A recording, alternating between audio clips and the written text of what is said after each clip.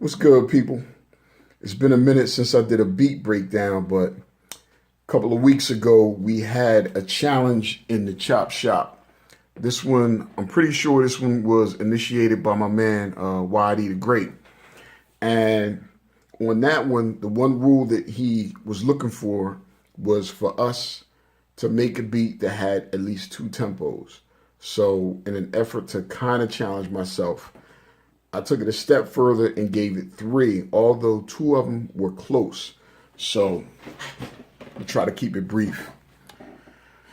This is what I had to do in order to get those couple of tempos. So if you look,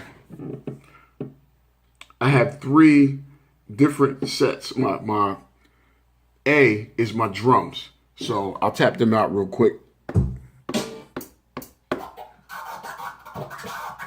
We'll come back to this blue one in a minute. But then we come up here and if you we'll go to set B and it says 90 set because everything in that set of drums is stretched to 90 beats per minute. So these are these samples here.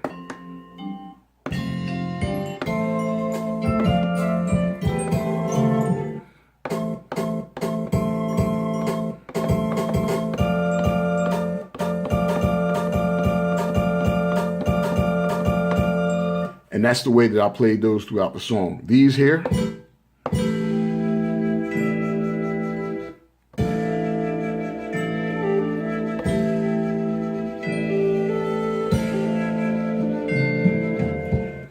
I use this pink set as transitionals. So during a part of the song that was 90 beats per minute, I focused on these 8 pads right here along with the drums.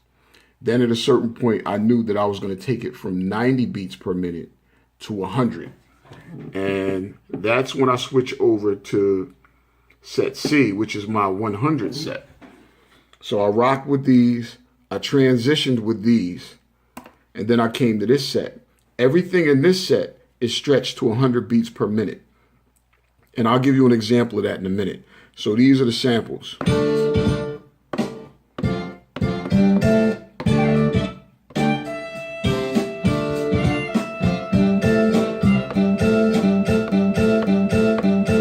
I use that to transition back to.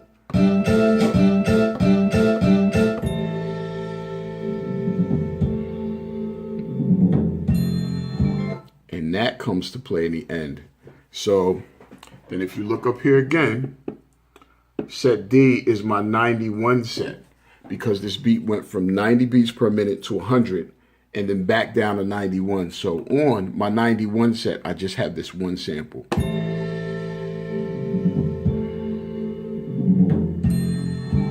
And if you notice, it's the same one as that. But I have the beats per minute on them slightly different because I knew I was going to work down from this onto this set. And when I came to letting that sample play, that's where this blue pad came in. I don't know if that's coming in, but that's just my that was my 808, and I had the 808 playing with that. Now I'm gonna give you all a brief taste of these the transitional spots. So this is the first part of the song right here.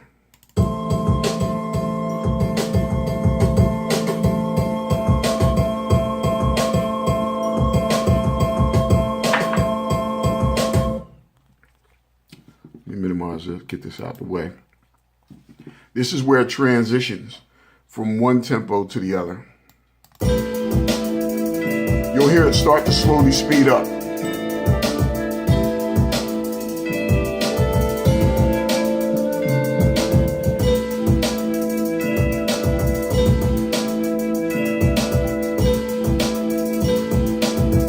Here comes the switch.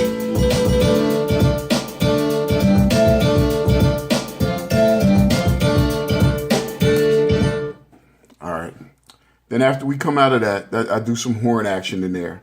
But then there's the one little transitional piece right at the end where we go from 100 to 91. So I'll let you hear that.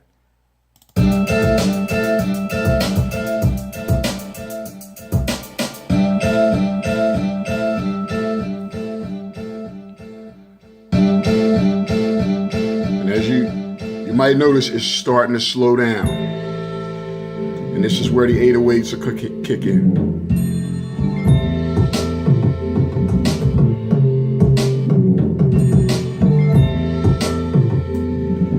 And just so y'all know, the reason I was able to do this with multiple tempos is this blue line at the bottom. That line that goes across, that is my tempo map. And at this point, I'm trying to look around my phone.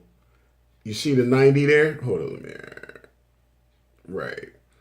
And then once we get over to here, it's at 100. And this is where it slowly goes up to 100. And then we get back to here. This last line here is 90, 91 rather. But as you can see here, it slowly goes back up to 100. So this is how I had to use Maschine within a DAW in order to take advantage of a tempo map.